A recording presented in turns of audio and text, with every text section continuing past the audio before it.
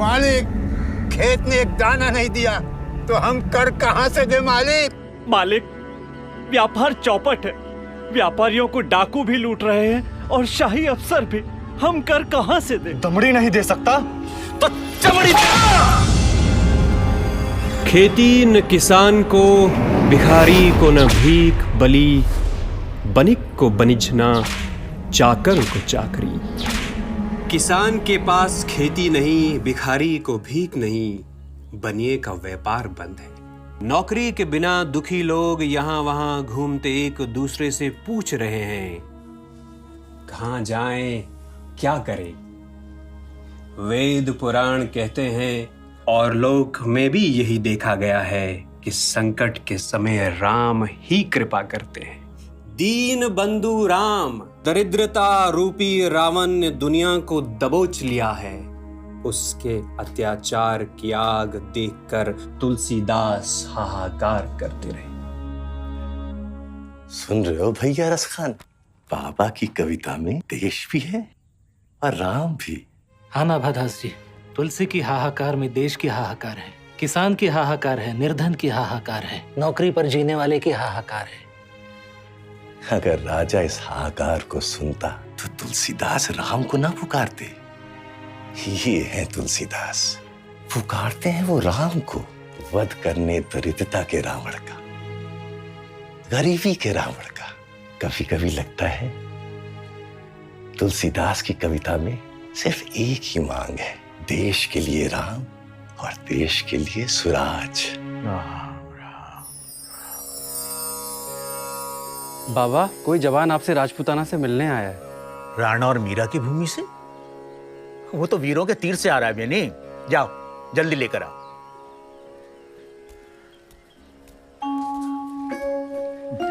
प्रणाम बाबा। बैठो भैया। कहो कैसे आना हुआ? आपके दर्शन करने। हमारी बदनामी राजपूताना तक पहुंच गई। हम तो यहाँ बदनाम हैं। बाबा, जहाँ जहाँ राम का वहाँ वहाँ तुलसी का नाम है। हाँ, जब भीख मांग कर खाते थे तो पैर पसार कर आराम से सोते थे, पर जब से यहाँ पापी प्रतिष्ठा बढ़ गई है तो मुश्किलें भी बढ़ गई हैं। तुमको हमसे क्या चाहिए भैया? आपसे पढ़ना चाहता हूँ बाबा। अरे पढ़ना है तो काशी के पंडितों से पढ़ो, नाम हम बता देते हैं। काशी के पंडित वेद पढ़ा देंगे, पर हमें सुराज का पाठ कौन पढ़ाएगा? क्या नाम है तुम्हारा भैया? जगत सिंह। जगत सिंह। पिता का नाम? राजा मान सिंह। अरे तुम तो हमारे मित्र के बेटे हो भैया। कैसे हैं हमारे राजा मान सिंह? सारे सुख हैं, वे अपने राजा की सेवा में हैं। हमारे राजपुताना में आपकी एक बात बहुत प्रसिद्ध है कि अब धरती के राजाओं के दरबार देवताओं के दरबार से भी बड़े हो गए हैं। श्री राम, श्री राम। राजा मान सिंह आपको बहुत याद करते हैं, पर दरबार ने उनके हाथ बांध कर रखे हैं। उन्होंने ही मुझे हुक्म दिया कि मैं कुछ दिन आपकी सेवा में रहूं और गंगा स्नान करूं। अच्छा हुआ तुम आ गए। काशी जी विद्या की राजधानी है। अब तुम जब तक मन चाहे काशी जी में रहो। हमारे पास समय ही समय है। हम तो राज दरबार की नहीं, राम दरबार की सेवा में हैं। इसीलिए यहाँ कोई भी कभी भी आ जा सकता है। ये रघुवर हैं और ये बेनी माधव। हम राम सेवा की जिद ठाने हुए हैं और ये दोनों हमारी। कहाँ ठहरे हो? काशीराज के पास।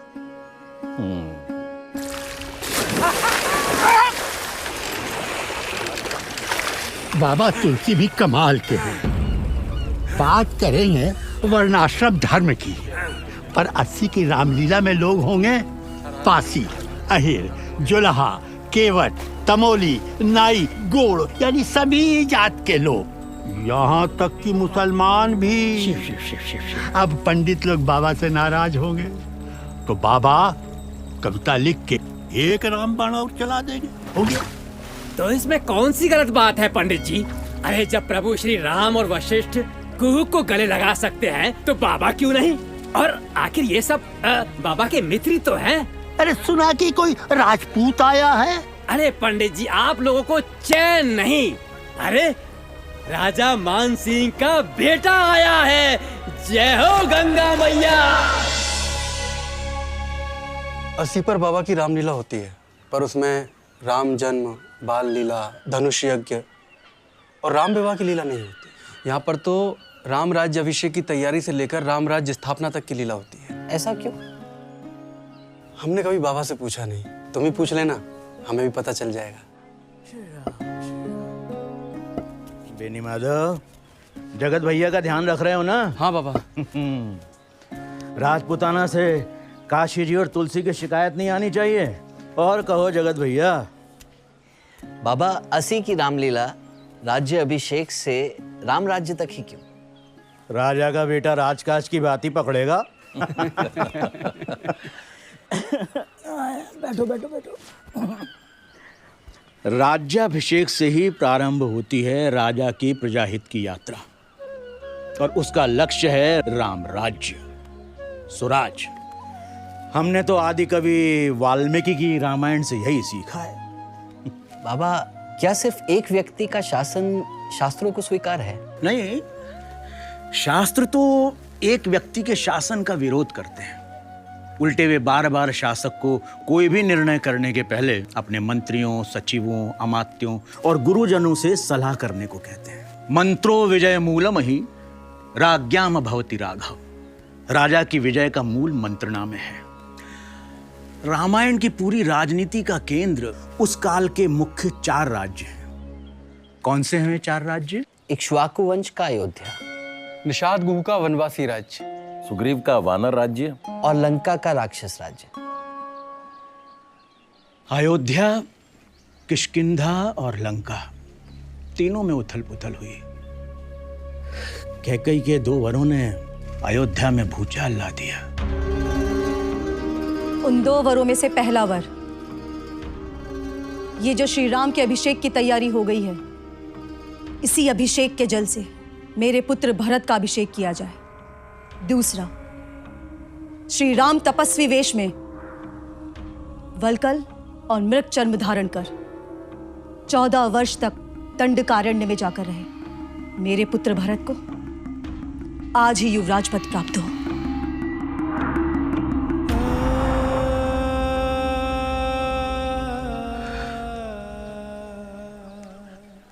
श्री राम को वनवास,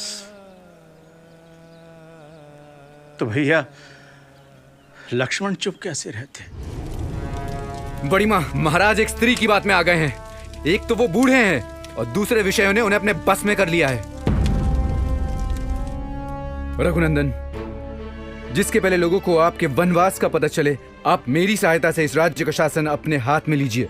यदि नगर के लोग आपके विरोध में खड़े होते हैं तो मैं अपने बाणों से पूरी अयोध्या नगरी को मनुष्यों से सूनी कर दूंगा। जो जो भरत का पक्ष लेगा या फिर उनका ही हित चाहेगा, मैं उन सब का वध कर दूंगा। जो विनम्र होता है सभी उसका तिरस्कार करते हैं। पिता हमारे शत्रु बन रहे हैं तो हमें भी मोह छोड़कर उन्हें कैद कर लेना चाहिए या उन्हें मार डालना चाहिए। बुढ़ापे में जिनकी निंदा हो रही है, उस बूढ़े पिता को मैं अवश्य मार डालूंगा।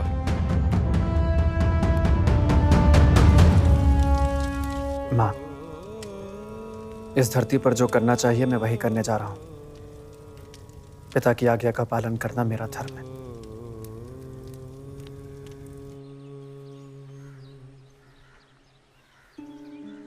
किष्किंधा में बाली और सुग्रीव के बीच विग्रह हुआ। श्री राम, मेरे बड़े भाई बाली ने मुझे घर से निकाल दिया है। मेरी पत्नी भी मुझसे छीन ली गई है प्रभु। मैं डर कर इस वन में रह रहा हूँ। लंका में रावण ने विभीषण का अपमान किया। राजन, हम लोग देवी सीता को, श्री राम को लौटाकर ही इस नगर में निवास कर सकते हैं। कुल कलंक, तेरे सिवाय यदि दूसरा कोई ऐसी बात करता तो इसी समय उसे अपने प्राणों से हाथ धोना पड़ता। राक्षस राज, मैंने बार बार तुम्हें गलत राह पर चलने से रोका है, परंतु अब तुम्हें मेरी बात अच्छी नहीं लग रही है तो मैं यहां से जा रहा हूं। राजन, मेरे बिना आप सुखी रहो। अयोध्या, किष्किंधा और लंका, तीनों राज्यों में बड़ी हलचल हुई, अराजकता नहीं हुई। क्यों? क्योंकि तीनों राज्यों में एक व्यवस्थित शासन था और उसके कारण थे अमात्य यानी लोक सेवक। रामायण में अमात्य के लिए और भी शब्द आए हैं, जैसे कि तीर्थ, महामात्र, अधिकृत, नराह, भृत्य और राजभार नियुक्त। इसके अलावा मंत्री और सचिव शब्द भी रामायण में बार बार आते हैं। मंत्री अमात्यों से ही चुने जाते थे, इसलिए रामायण में सुमंत्र के लिए अमात्य और मंत्री दोनों का प्रयोग हुआ है। इसी तरह रावण के अधिकारी शुक और सारण को भी अमात्य और मंत्री कहा गया है। सुमंत्र को सचिव भी कहा गया है। इसका अर्थ क्या हुआ? मंत्री और सचिव एक ही है। श्री राम, श्री राम, श्री राम। महाराज दशरथ के 8 मंत्री थे। नाम याद है बेनी माधव? दृष्टि, जयंत, विजय, सुराष्ट्र, राष्ट्रवर्धन, अकोप, धर्मपाल और 8वें सुमंत। और पुरोहित रघुवर? ऋषियों में श्रेष्ठ वशिष्ठ और वामदेव। इनके अलावा सुयज्ञ, जाबाली, काश्यप, गौतम, दीर्घायु, मार्कंडेय और कात्यायन भी दशरथ के मंत्री थे। बाबा, इसका अर्थ तो ये हुआ कि मंत्री के 2 स्तर थे। हाँ, कह सकते हैं। पहले स्तर के मंत्री आवश्यकता पड़ने पर तत्काल और बार बार मंत्रणा करते होंगे। पहला स्तर मंत्रिमंडल होगा और दूसरा मंत्री परिषद। पर रामायण मंत्री परिषद की रचना पर प्रकाश नहीं डालता। चित्रकूट में श्री राम ने भरत को 3 से 4 मंत्रियों से मंत्रणा करने की सलाह दी है, रावण को 4 मंत्रियों के साथ और दशरथ को एक स्थान पर 8 मंत्रियों के साथ दिखाया गया है। हाँ, और एक खास बात, महाराज दशरथ के सभी मंत्री मुस्कुराकर बात करने वाले थे। मुस्कुराकर। वाल्मीकि ये लिखना नहीं भूले। जगत भैया, तुमने दिल्लीपति के मंत्रियों को मुस्कुराते देखा है? राज्य के सभी निर्णयों से पहले अधिकारियों और अनुचरों से मंत्रणा करना आवश्यक था। प्रभु श्री राम का युवराज पद पर अभिषेक करने के लिए भी दशरथ ने मंत्रियों से स्वीकृति मांगी। आप सभी जानते हैं कि मेरे पूर्वजों ने प्रजा का अपने पुत्रों की भांति पालन किया है। मैं भी पूर्वजों के मार्ग पर चला। अब मैं विश्राम करना चाहता हूं, इसलिए आप सबकी अनुमति लेकर प्रजा के हित के लिए अपने पुत्र श्री राम को नियुक्त करना चाहता हूं। आप सब इसके लिए मुझे अनुमति दें, या इसके अलावा भी कोई हितकर बात हो तो आप सब सोचें, क्योंकि अनेक का मत एक के मत से श्रेष्ठ होता है। महाराज दशरथ की बात सुनकर सभी विद्वान, सेनापति और जनपद के प्रधान व्यक्ति एक दूसरे से सलाह करने के लिए बैठे, और जब वे सब एक मत हो गए तब एक बूढ़े सामंत राजा ने महाराज दशरथ से कहा, महाराज, हम सभी श्री राम के युवराज पद पर अभिषेक के लिए एकमत हैं। पर मेरा एक प्रश्न है, आप सभी श्री राम को युवराज के रूप में क्यों देखना चाहते हैं? श्री राम सत्यपरायण है। वो प्रजा को सुख देने में चंद्रमा के समान है और क्षमा करने में पृथ्वी के समान है। वो बुद्धि में बृहस्पति और पराक्रम में इंद्र के समान है। वो दीन दुखियों को सांत्वना देने वाले, मृदुभाषी, ईर्ष्या रहित और सभी के लिए प्रिय वचन बोलने वाले हैं। वो विद्वानों और वृद्धों का संग करने वाले हैं। संगीत शास्त्र में वो भूतल पर श्रेष्ठ हैं। वे कल्याण की जन्मभूमि हैं। उनका स्वभाव साधु का, हृदय उदार तथा मन विशाल है। वे सभी नगरवासियों से उनका समाचार पूछते हैं। वे स्वयं पहले मुस्कुराकर बातचीत शुरू करते हैं। बूढ़े राजा ने विस्तार से श्री राम के गुणों का वर्णन किया और अंत में महाराज दशरथ से कहा, इसीलिए वरदायक महाराज, आप श्री रामचंद्र का जितने जल्दी हो सके राज्याभिषेक कीजिए। इसी में हम सबका हित है। रावण भी सभी विषयों पर अपने अधिकारियों से मंत्रणा करता था।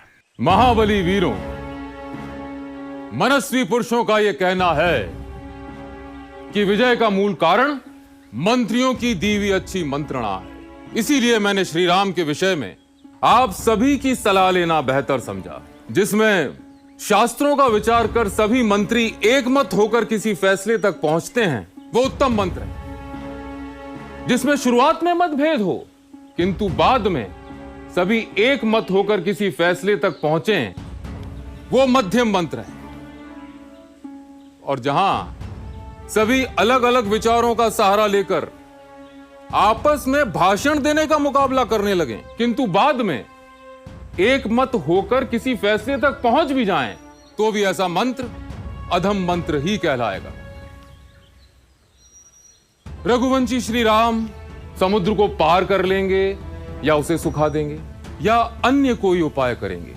ऐसी स्थिति में नगर और सेना के लिए जो भी हितकर हो, ऐसी सलाह आप मुझे दीजिए। शास्त्र परंपरा के अनुसार महर्षि वाल्मीकि ने भी मंत्रणाओं को गुप्त रखने की सलाह दी है। चित्रकूट में प्रभु श्री राम ने भरत जी को प्रश्न करने के बहाने यही सलाह दी थी। रघुनंदन, अच्छी मंत्रणा ही राजाओं की विजय का मूल कारण है। वह भी तभी सफल होती है जब नीति शास्त्रों में निपुण मंत्री उससे गुप्त रखे। भरत, तुम असमय पर सोते तो नहीं? समय पर जाग जाते हो ना? रात के पिछले पहर में अर्थ सिद्धि के उपाय सोचते हो ना? तुम किसी गूढ़ विषय पर अकेले ही तो विचार नहीं करते, या बहुत लोगों के साथ बैठकर तो मंत्रणा नहीं करते? कहीं ऐसा तो नहीं कि तुम्हारे गुप्त फैसले फूटकर शत्रु के राज्य तक फैल जाते हैं? रघुनंदन, ऐसा काम जिसका साधन बहुत छोटा पर फल बहुत बड़ा हो, तय कर लेने के बाद तुम उसे जल्दी शुरू कर देते हो ना? उसमें देरी तो नहीं करते? तुम्हारे सारे काम पूरे हो जाने के बाद या पूरा होने के करीब पहुंचने पर ही दूसरे राजाओं को पता चलते हैं ना? कहीं ऐसा तो नहीं कि तुम्हारी भावी योजनाओं को वो पहले से ही जान लेते हैं? भरत, तुम्हारे द्वारा लिए गए फैसले मंत्रियों के ना बताने पर भी दूसरे लोग युक्तियों से या तर्क से उसे जान तो नहीं लेते ना? तुम्हें और तुम्हारे अमात्यों को दूसरों के गुप्त फैसलों का पता चलता है या नहीं? क्या तुम हजारों मूर्खों के बदले एक बुद्धिमान को ही अपने पास रखने की इच्छा रखते हो? क्योंकि एक विद्वान ही अर्थ संकट के समय महान कल्याण कर सकता है। यदि राजा अपने पास 1000 या 10,000 मूर्ख भी क्यों ना रख ले, फिर भी समय आने पर उनसे कोई अच्छी सहायता नहीं मिलती। परंतु यदि एक मंत्री भी मेधावी, शूरवीर, चतुर और नीतिज्ञ हो तो वह राजा को बहुत बड़ी संपत्ति दिला सकता है। रामायण में मंत्रियों की परीक्षा का भी उल्लेख है और राजतंत्र की तरह लोक सेवक भी वंशानुगत होते थे, जो रिश्वत नहीं लेते, छल नहीं करते, बाप दादाओं के समय से काम करते आ रहे हैं, जो भीतर और बाहर से स्वच्छ हैं। ऐसे अमात्यों को तुम उत्तम कामों में नियुक्त करते हो ना? अमात्यों में से श्रेष्ठ व्यक्तियों को मंत्री बनाया जाता था। रावण के पास अलग अलग विषयों पर सलाह देने वाले प्रतिभा संपन्न मंत्री थे। रावण की सभा का कोई भी सदस्य झूठ नहीं बोलता था। वे सभी सभासद न तो चिल्लाते थे, न ही जोर जोर से बातें करते थे। मंत्री राजा के लिए शिक्षक के समान होता था। कुंभकर्ण ने भी रावण को सही समय पर सलाह न लेने के लिए गुस्से में खरी खरी बात सुनाई थी। सीता को बलपूर्वक हर कर लाने से पूर्व आपको इस पर हम सबसे विचार करना चाहिए था। जब विचार करने का समय था तब तो आपने विचार किया नहीं, अपनी मनमानी की। और अब जब सब कार्य बिगड़ चुके हैं तब आपको हमसे विचार करने की सूझी।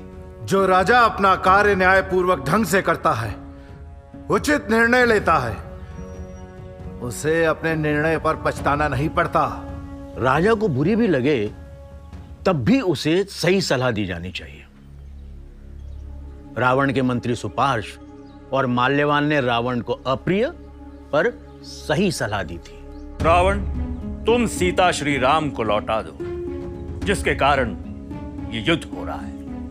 देवता, ऋषि, गंधर्व सभी श्री राम की विजय देखना चाहते हैं। इसीलिए रावण, तुम श्री राम से संधि कर लो। रावण ने अपने नाना माल्यवान की भी बात नहीं सुनी। राजा दशरथ अपने मंत्रियों की सलाह का सम्मान करते हैं, पर निरंकुश रावण सही पर अप्रिय सलाह देने वालों का अपमान करता था। मंत्री सिर्फ राजा की आज्ञा मानते थे। सुमंत्र, राजा रात भर श्री राम के राज्याभिषेक के हर्ष के कारण जागते रहे हैं।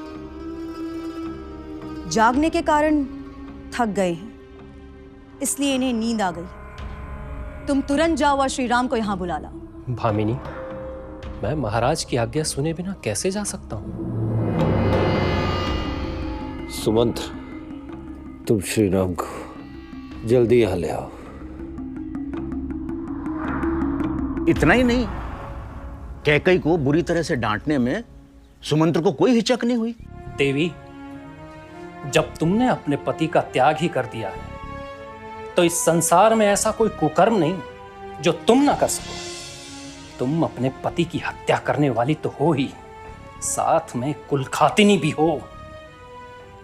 तुम्हारे पुत्र भरत राजा हो जाएं और इस पृथ्वी का शासन करें, पर हम सभी लोग वहीं जाएंगे जहां श्री राम जाएंगे। मैं तो हैरान हूं कि तुम्हारे इतने बड़े अत्याचार करने पर भी ये धरती तुरंत फट क्यों नहीं जाती। रामायण के काल में मुख्यमंत्री का पद था, उसे मंत्री श्रेष्ठ या मंत्रिपति कहा जाता था।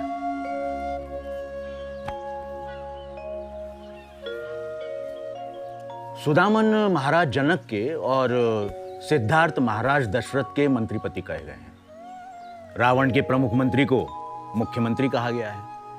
निषाद राज के प्रधानमंत्री को महानमात्य या महामात्य कहते थे। हनुमान जी सुग्रीव के सचिव थे, उन्हें सचिव उत्तम कहा गया है, जिससे ऐसा लगता है कि हनुमान जी सुग्रीव के मंत्रिपति थे। रामायण 18 तीर्थों या अमात्यों का उल्लेख करता है। भरत, क्या तुम शत्रु पक्ष के 18 तीर्थों और अपने पक्ष के 15 तीर्थों की 3-3 गुप्तचरों द्वारा जांच पड़ताल करते हो? मंत्री के बाद आता है पुरोहित। महाराज दशरथ के पुरोहित वशिष्ठ। अयोध्या में शायद ही कोई ऐसा प्रसंग होगा जिसमें वशिष्ठ आगे न रहे हो। बाबा, पर क्या वशिष्ठ महाराज दशरथ के मंत्री थे? नहीं, वे मार्गदर्शक थे। इसीलिए दशरथ अमात्यों और दूसरे अधिकारियों से पहले वशिष्ठ से सलाह लेते थे। उनके इसी स्थान के कारण उन्हें कभी कभी वशिष्ठम मंत्रिणाम वरम भी कहा गया है। महाराज दशरथ ने वन में जा रहे श्री राम के साथ अयोध्या का खजाना भेजने का आदेश दिया।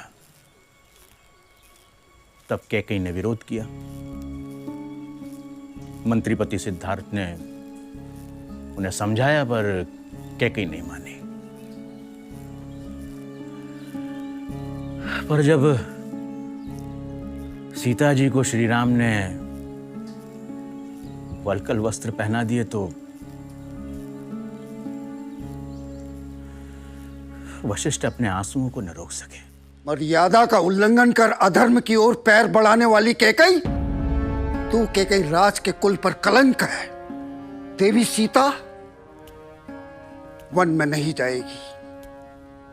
राम के राज्याभिषेक के लिए बने राज सिंहासन पर अब सीता ही बैठेगी। पत्नी पति का आधा अंग होती है। सीता श्री राम की आत्मा है, इसलिए श्री राम की जगह अब सीता ही राज्य का पालन करेंगी। यदि सीता श्री राम के साथ वन में चली जाएगी तो इस राज्य के, इस नगर के सभी लोग अपनी संपत्ति और जरूरी सामान लेकर यहां से चले जाएंगे। याद रख, श्री राम जहां के राजा ना होंगे वो राज्य न रह जाएगा, जंगल बन जाएगा। श्री राम जहां भी बसेंगे वो जंगल एक स्वतंत्र राष्ट्र बन जाएगा। सीता को वल्कल वस्त्र देना बिल्कुल भी उचित नहीं है कैकेयी। तूने केवल श्री राम के लिए वनवास का वर मांगा था, सीता के लिए नहीं। इसलिए सीता हमेशा वस्त्राभूषणों से विभूषित, सदा श्रृंगार कर वन में श्री राम के साथ रहे। तब राजा दशरथ ने सीता जी को पहनने योग्य बहुमूल्य वस्त्र और महान आभूषण, जो 14 वर्ष के लिए पर्याप्त हो, गिनकर तुरंत लाने को कहा।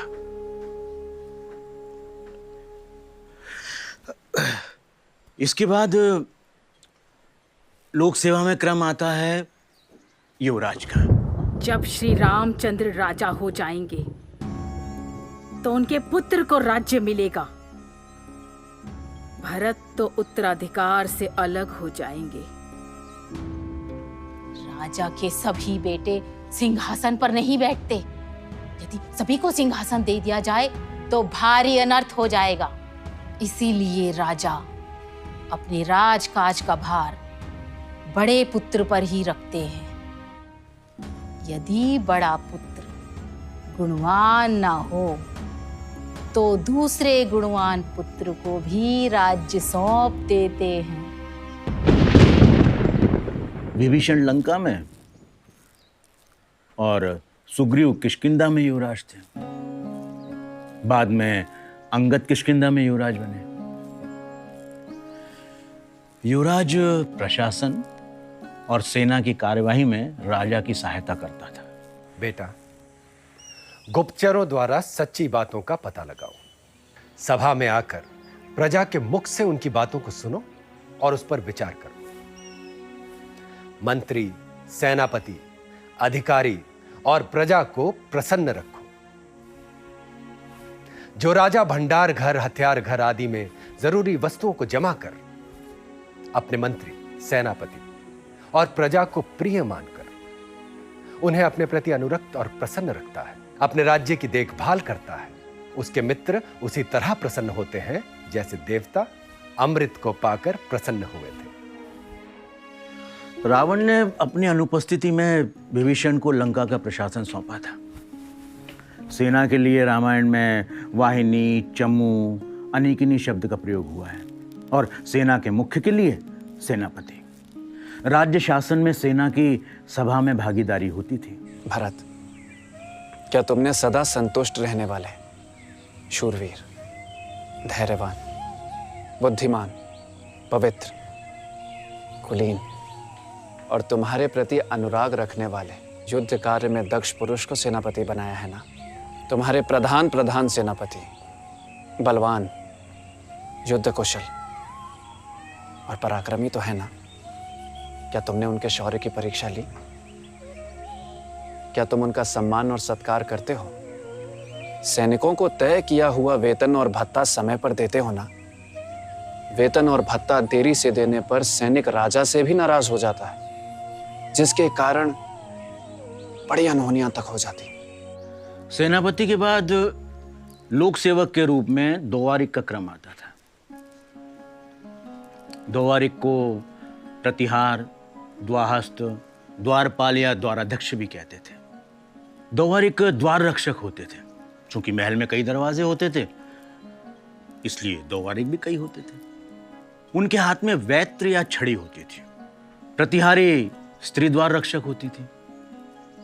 वे अतिथि को उनके पद और योग्यता के अनुसार सभा में ले जाकर योग्य स्थान और आसन देते थे।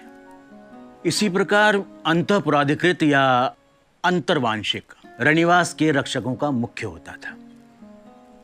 रामायण स्त्रियाध्यक्ष का वर्णन करता है, जिनके हाथों में छड़ी होती थी।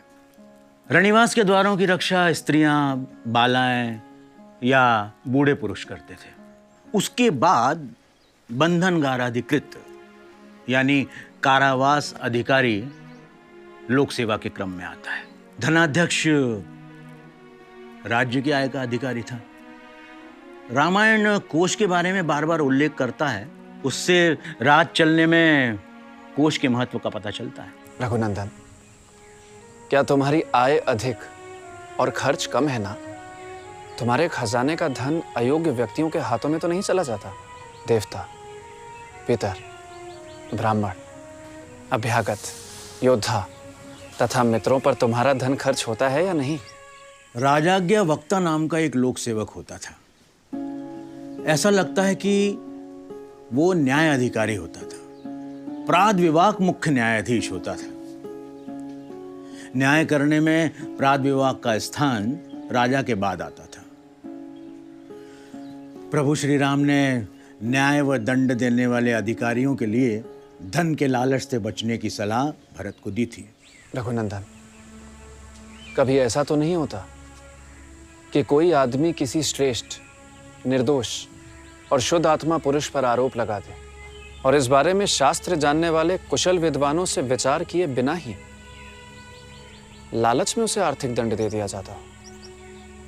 जो चोरी करते पकड़ा गया हो, पूछताछ करने पर भी जिसका चोर होना साबित हो गया और जिसके विरुद्ध बहुत सारे सबूत हों, ऐसे चोर को तुम्हारे राज्य में धन के लालच में छोड़ तो नहीं दिया जाता ना? रघुकुल भूषण, यदि धनी और गरीब में कोई विवाद छिड़ा हो और वह राज्य के न्यायालय में निर्णय के लिए आया हो, तो तुम्हारे मंत्री धन आदि का लोभ छोड़कर उस मामले पर विचार करते हैं ना? रघुनंदन, निरपराध होने पर भी जिन पर झूठा आरोप लगाकर दंड दिया जाता हो, ऐसे लोगों की आंखों से जो आंसू गिरते हैं, वो पक्षपात पूर्ण शासन करने वाले राजा के पुत्र और पशुओं का नाश कर डालते हैं। व्यवहार निर्णेता भी एक लोक सेवक होता था। व्यवहार निर्णेता दीवानी न्याय देने वाला लोक सेवक होता था। सेना भृति दानाध्यक्ष सेना का एक अधिकारी होता था। संभवतः यह सेना का वेतन देने वाला अधिकारी होता था। इसी तरह नगराध्यक्ष के हाथ में नगर के प्रशासन की कार्यकारी और न्यायिक जिम्मेदारी होती थी। इसी तरह राष्ट्रपाल वनवासियों का अधिकारी, दंडाधिकारी दंड देने वाला या सेना का अधिकारी, दुर्गपाल दुर्ग का अधिकारी होता था। क्या तुम्हारे सभी दुर्ग अनाज, अस्त्र, शस्त्र, यंत्र, शिल्पी और धनुर्धारी सैनिकों से भरे पूरे रहते हैं?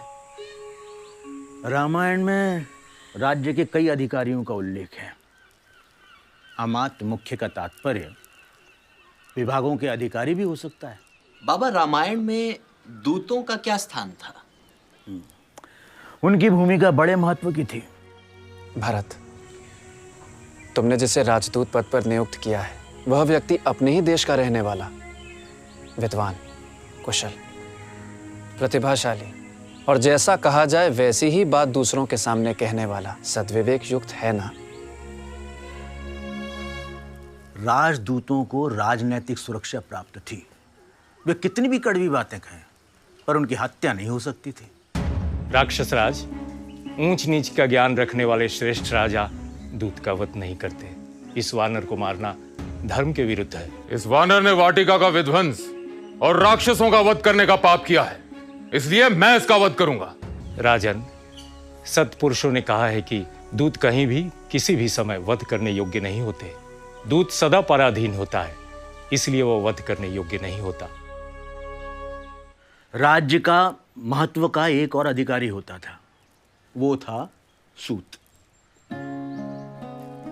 सुमंत्र महाराज दशरथ के महान अधिकारी थे। वे सूत भी थे और मंत्री भी। राजा और पुरोहित दोनों उनसे परामर्श लेते थे। उन्हें मंत्र कोविद यानी मंत्रणा करने में कुशल कहा गया है। बाबा, पर सूत तो राज परिवार की प्रशंसा में गाते भी थे। ठीक कहा तुमने। कई बार सूतों का उल्लेख मागधों के साथ भी हुआ है। भरत की आज्ञा से अयोध्या से गंगा तक राजमार्ग बनवाया गया था। उसके वर्णन से पता चलता है कि रामायण के काल में बड़े बड़े मार्ग बनाने की सुव्यवस्था थी। नरेंद्र मार्ग या राजमार्ग बनाने के लिए मार्ग बनाने वाले कुशल कारीगरों ने जहां पुल बांधने के लिए योग्य पानी देखा वहां पुल बना दिए, और जहां पानी बहाने के लिए मार्ग बनाना जरूरी समझा वहां बांध काट दिए गए। छोटे छोटे सोतों का पानी जो यहाँ वहां बिखर जाता था, उन्हें बांधकर जलाशय बना दिए गए। सेना से पहले मार्ग बनाने के लिए कुशल कारीगरों का दल चलता था, और महान शिल्पी नल ने तो समुद्र पर सेतु बना दिया था। इसके अलावा रामायण युक्त नाम के अधिकारियों की श्रेणी का उल्लेख करता है, जो आदर्श राजा के लिए होते थे वही आदर्श लोक सेवकों के लिए भी होते थे। बाबा, क्या रामायण में कर का उल्लेख है? उसके बिना न तो कोश होगा न राज्य। अरण्यकांड में इसका उल्लेख है। जब शरभंग मुनि के ब्रह्मलोक चले जाने के बाद कई वानप्रस्थ मुनि श्री राम से मिले। स्वामी, जो राजा प्रजा से उसकी आय का छठा भाग कर के रूप में ले ले, पर पुत्र की भांति प्रजा की रक्षा ना करे, उसे महान अधर्म का भागी बनना पड़ता है। आर्य श्री राम जिसकी अनुमति से वन में गए हो, वो उसी अधर्म का भागी हो जो प्रजा से उसकी आय का छठा भाग लेकर भी प्रजा वर्ग की रक्षा ना करने वाले राजा को प्राप्त होता है। रामायण अधिक कर लेने के भी खिलाफ है। जैसे पवित्र याजक पतित यजमान का और स्त्रियां कामाचारी पुरुष का तिरस्कार करती हैं, वैसे ही प्रजा कठोरता पूर्वक अधिक कर लेने के कारण तुम्हारा अनादर तो नहीं करती। नहीं भैया, रामायण प्रशासन में देरी के भी खिलाफ है। रघुनंदन, जिसका साधन बहुत छोटा पर फल बहुत बड़ा हो, ऐसे काम को तय कर लेने के बाद तुम उसे जल्दी शुरू कर देते हो ना, उसमें देरी तो नहीं करते। रामायण अनावश्यक कठोर दंड के भी विरुद्ध है। कैकई कुमार, तुम्हारे राज्य की प्रजा कठोर दंड से परेशान होकर तुम्हारे मंत्रियों का तिरस्कार तो नहीं करती। नहीं भैया, राजा को प्रजा को आसानी से स्वयं जाकर मिलना चाहिए। राजकुमार, क्या तुम हर दिन सुबह खास खास सड़कों पर जाकर नगरवासियों से मिलते हो कि नहीं? सुशासन का एक ही सिद्धांत है, जो न्यायपूर्वक शासन करता है उसे बाद में पछताना नहीं पड़ता। भैया भरत ने 14 वर्ष बाद प्रभु श्री राम को अपने पास धरोहर के रूप में रखा राज्य लौटाया। राज्य धरोहर है। जो ये जान लेता है वो भाई भरत हो जाता है। हे प्रभु, आप अपने राज्य का खजाना, कोठार, घर और सेना सब देख लें। आपकी कृपा से सभी वस्तुएं पहले से 10 गुनी हो गई। भैया जगत, राम राज्य का वर्णन कभी कर लेंगे, पर राम के नाम पर भरत की सेवा का वर्णन तो गणपति और सरस्वती भी नहीं कर पाएंगे। इसीलिए हम राम जैसे राजा का उदाहरण देते हैं, पर भरत जैसे लोक सेवक का नहीं। राजा के लिए बाबा ने क्या लिखा है रसखान? माली भानु किसान सम, नीति निपुण नरपाल। राजा को माली सूर्य और किसान की तरह होना चाहिए। कैसे? माली मुरझाए हुए पौधों को सींचता है, बढ़े हुए जबरदस्तों को काट छाट के अलग कर देता है, झुके हुए कमजोर पौधों को लकड़ी का टेका देकर गिरने से बचाता है और फिर फल फूल जमा करता है। और सूरज की तरह कैसे? सूर्य किसी को प्रत्यक्ष में दुख न देकर समुद्र और नदी से जल खींच लेता है, फिर उसी को अमृत सा बनाकर बरसा देता है। किसान क्यों? किसान खेत तैयार करता है, खाद देता है, बीज बोता है, सींचता है, रक्षा करता है, फिर फसल पकने पर काटता है। वाह बाबा! बरशत हर्षत लोग सब, करशत लखाए न कोई। बाबा कहते हैं जब सूरज जल को खींचता है किसी को पता नहीं चलता, परंतु जब वह बरसाता है सब लोग प्रसन्न हो जाते हैं। इसी तरह राजा को प्रजा को सताए बिना कर लेना चाहिए। रसखान, बाबा को इतना गाओ, इतना सुनाओ कि आवाज दिल्ली तक पहुंचे। पाके पकाए विटप दल, उत्तम मध्यम नीच, फल नर लहे नरेश तो, कर विचार मन भी। उत्तम वो है जो पेड़ों से पके फल लेता है, और मध्यम वो है जो अध पके फल लेकर ही घर में पकाता है, और अधम वो है जो अधीर होकर पत्तों को ही नोच डालता है। इसी प्रकार उत्तम राजा को भी कर तभी वसूल करना चाहिए जब फसल पक जाए। जो बिना फसल के पके कर उगाता है वो राजा मध्यम है, और अकाल पड़ने पर भी पीड़ा पहुंचाकर किसानों से कर ऐंठने वाला राजा अधम है। श्री राम श्री राम श्री राम। हाँ। बेनी माधव की परीक्षा ले रहे हो जगत भैया? बेनी भैया के हम विद्यार्थी हैं बाबा। परीक्षा तो हमारी समय लेगा। काल की ठीक याद दिलाई जगत भैया। बैठो बैठो। रघुवर, वो क्या है काल तोपची? काल तोपची तुपक मही, दारू अनय कराल, पाप पलिता कठिन गुरु, गोला पुहमी पाल। काल ही गोलंदाज है,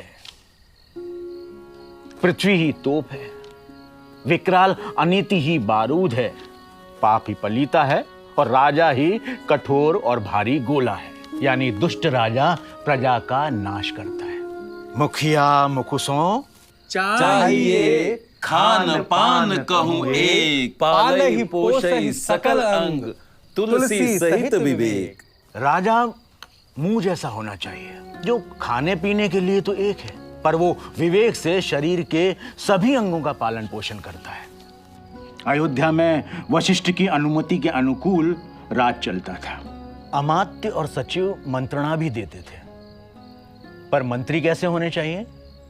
सचिव वैद गुरु तीनी, जो प्रिय बोलहि भय आस, राज धर्म तन तीनी, कर होई बेगहि नास। यदि मंत्री वैद्य और गुरु भय से आशा से हाँ में हाँ मिलाने लगते हैं तो राज्य, धर्म और शरीर तीनों का जल्दी ही नाश हो जाता है। बाबा, आपके मुख से राम राज्य का वर्णन सुन लूं तो घर जाकर कह सकूंगा कि मैंने बाबा के मुंह से राम राज्य सुना है। इस बूढ़े को ठग रहे हो भैया जगत। दैहिक दैविक भौतिक तापा, राम राज्य नहीं काहू व्यापा, सब नर करें परस्पर प्रीति, चलहि सुधर्म निर्तच्युत नीति। जहां सुराज है वहां रामराज है, जहां दुख नहीं, भय नहीं, द्वंद्व नहीं, जहां लोग एक दूसरे से प्रेम करते हैं,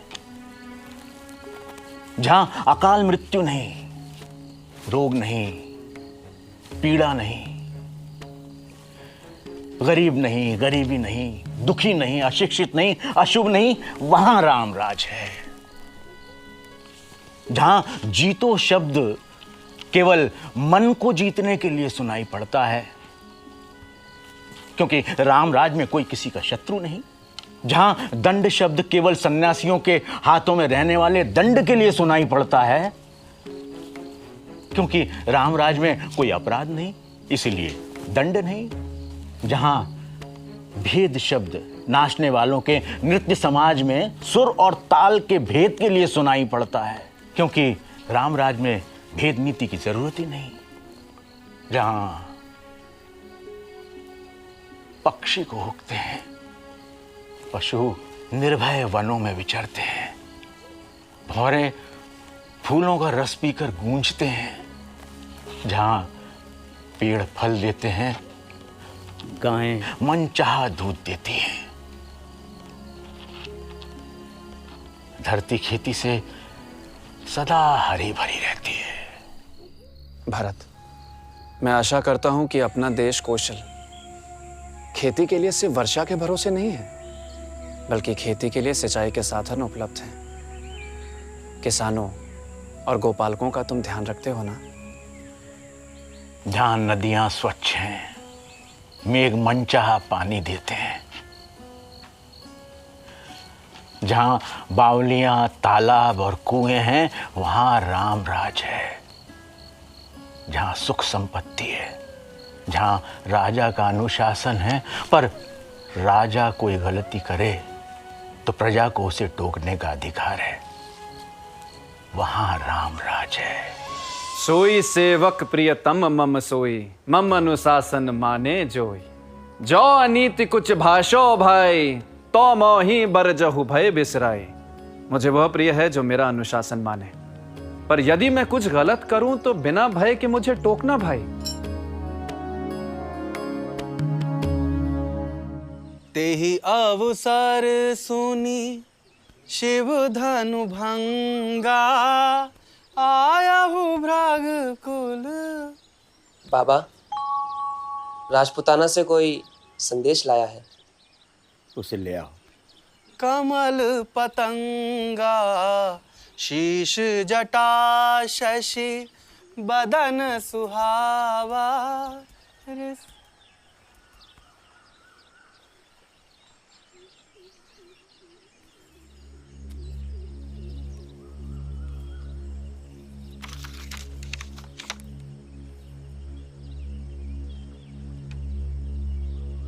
बाबा, जगत भैया नहीं रहे। ये उनकी देह छोड़ने से पहले की चिट्ठी है। जो मेरी अकाल मृत्यु हो जाए तो मेरी अस्थियां अपने हाथों से गंगा में बहा देना। श्री राम, श्री राम। हमारे पाप धुल जाएंगे।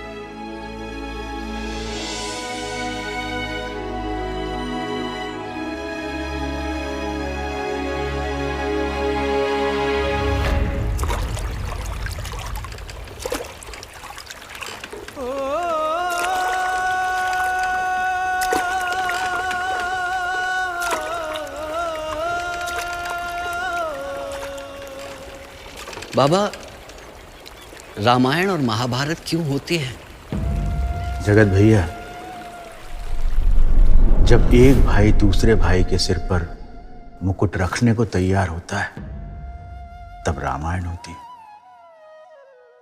और जब एक भाई दूसरे भाई का मुकुट उतारने को तैयार होता है, तब महाभारत होती है। बाबा, हम राजपूतों को आशीष दें कि हम सब भरत भैया की तरह राम का राज संभालें।